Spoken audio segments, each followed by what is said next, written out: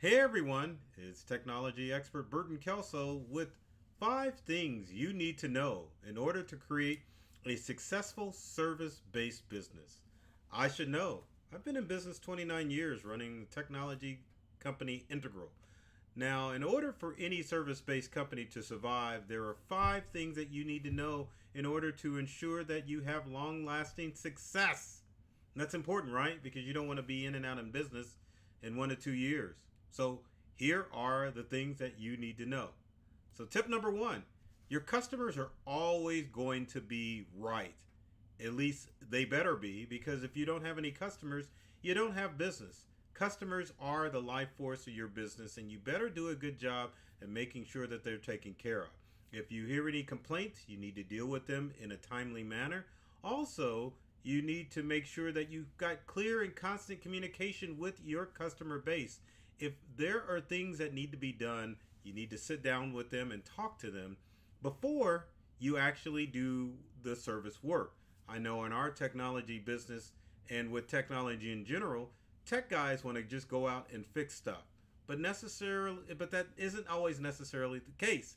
You got to sit down, find out what they want to achieve and what the end goal is going to be as far as service is concerned. Do they want you to fix it?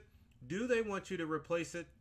You have to ask your customers that question before you go out and set aside work. And also do things that are going to make your customers feel more than a sales receipt or an invoice. Send out birthday greetings, call or email just to see how they're doing.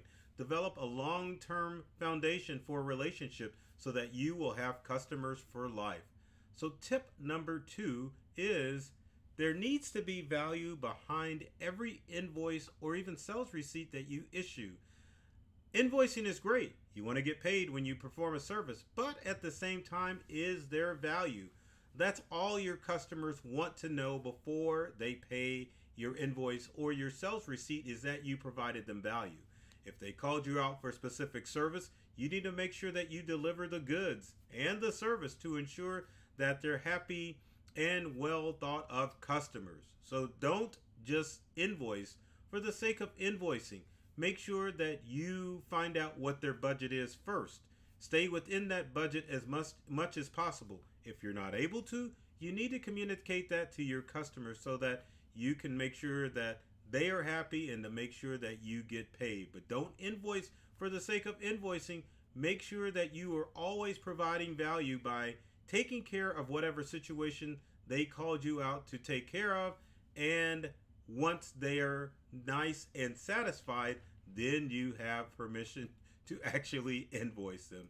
Now, tip number 3 would be every member of your team is a marketer for your company. That means from the person who answers the phone to the service tech or yourself that goes out and provides service. Customers need to know that you've got a consistent brand, and that is making sure that your customers are well taken care of, that you're listening to what the problem is, and that you're prompt when they call for problems. If your team members and your workforce don't understand those critical things, then you need to move on and find team members and workforce members that understand that they're not just out to collect a paycheck, that they're out to deliver your brand and to make sure that customers understand your positive brand so that they know that you have their best interest at heart. Get your team on board and make sure that they're doing things that put your company in a positive light. Number 4 is one of my favorites, which is ABC, and that doesn't mean always be cobbling or always be closing. It means always be connecting. How are you connecting with other people when it comes to your business? Are you providing valuable content? Are you letting them know that you are a resource that they can come to when they need help? Ways of doing this are by sending out blog posts on a regular basis to inform them of the latest changes and tips that are concerned with your industry. That also means connecting with customers when it comes to anniversaries and birthdays. Do not make your customers feel like a paycheck. Make them part of your company culture and let them know that you care. Also, that goes with prospective customers too. Is your competition reaching out to the people that are potentially wanting to use their services? If you know they're not, so that means that you need to develop those relationships and connect with people, even though they aren't contributing to the company funds. That does not mean that they won't in some point in the future. Always reach out and connect with people and make them included in your company culture, and make sure that they understand that you care about them and that you want to be able to help them solve whatever issues that they may have. And finally, make sure that you play the long game when it comes to your business. Long game means that you're setting things up or planting seeds so that your company is able to endure the hardships of entrepreneurship. Are you trying to make a quick buck, or are you developing and cultivating those relationships so that people are always reaching out to you and looking to you as the resource that they want to go to when it comes to their business?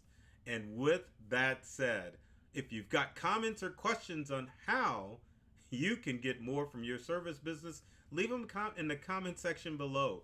To know more about me, you can find me on all areas of social media. But always remember, I love technology. I've read all the manuals, and I'm serious about making technology fun, safe, and easy use for everyone. So take care of yourself and do many things to make you smile. And thanks for watching this video.